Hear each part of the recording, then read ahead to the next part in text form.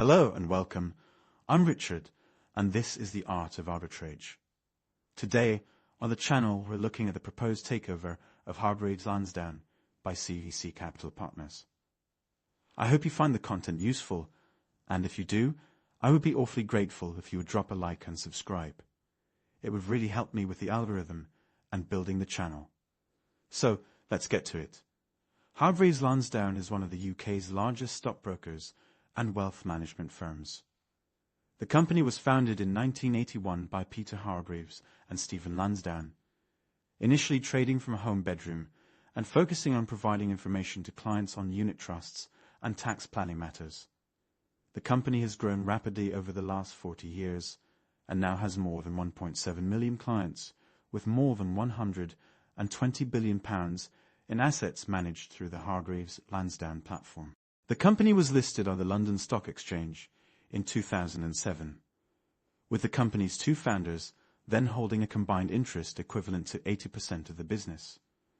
This ownership has subsequently reduced to approximately 26% of the company today. The success of the company saw the share price rise significantly since its initial public offering, resulting in a market capitalization of more than £10 billion by 2018. However, the company suffered reputational damage in 2018 when trading was suspended in the Woodford Investment Management Fund, which Hargreaves Lansdown had been promoting despite concerns about the fund's investment strategy and underperformance. This embarrassment, coupled with a rising cost base which hindered profitability, resulted in vocal criticism from the two founders, both of whom had retired by this time, causing the chairperson to resign from the company. This tumult in the company, coupled with increased competition from stock trading apps and the pending launch of Robinhood in the UK, hammered the share price, causing it to fall from more than £22 in 2018 to less than £7 in 2024. CVC Capital Partners, the European private equity giant with €186 billion of assets under management, is now in discussion with Hargreaves Lansdown to buy the company for £11.40 per share.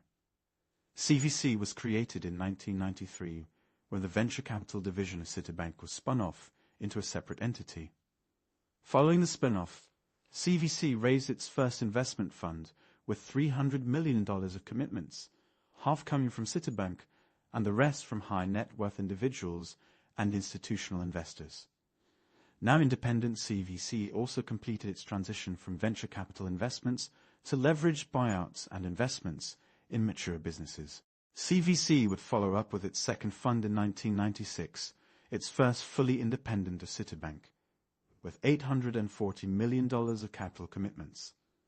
The firm's funds and its reputation have continued to grow ever since, with deals including Formula One racing, the Automobile Association, and Wireless Logic. CVC is now proposing to join forces with Nordic Capital and the Abu Dhabi Investment Authority to buy Hargreaves Lansdown, taking the company private so they can revitalize the company, its operations, and reputation away from the public spotlight. However, the deal isn't without problems. CVC first approached Hargreaves Lansdown with a potential takeover offer of £9.85 per share in May 2024. This offer was rejected by the board of directors for being too low. CVC returned with an improved offer of £11.40 per share in June 2024, which the Hargreaves Lansdown board recommended to shareholders as being fair. However, some shareholders have been vocal with complaints that the proposed deal price is still too low and fundamentally undervalues the company and its future prospects. We also need to be mindful that the two founders retain a 26% voting interest in the company, effectively enough to block a takeover, and both have remained silent on this proposal.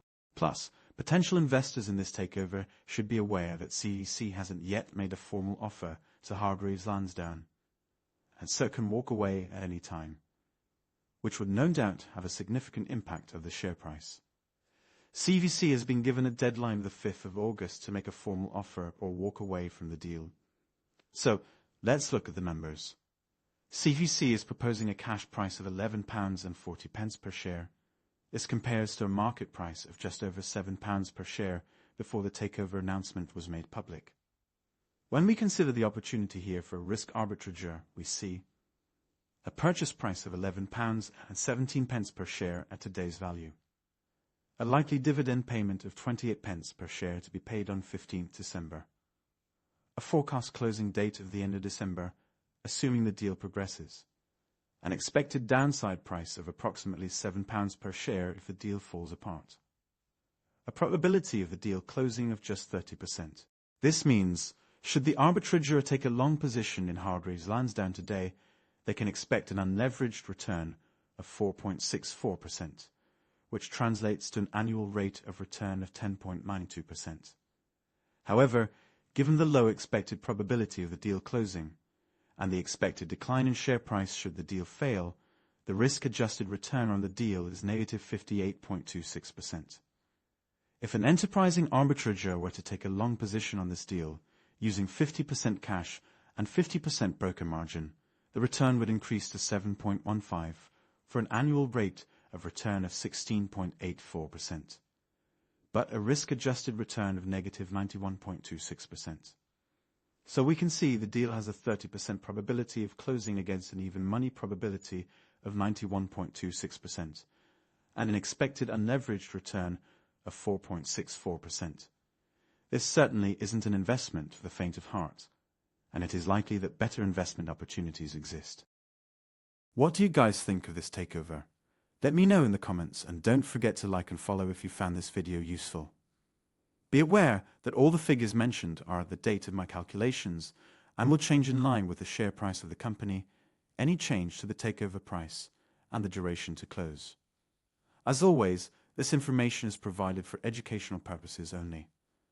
You should not consider anything in this video to be investment or financial advice, nor a recommendation or endorsement to buy or sell any financial instrument. You should always conduct your own research before considering any investment and seek independent financial advice. Thank you, and until next time, enjoy life.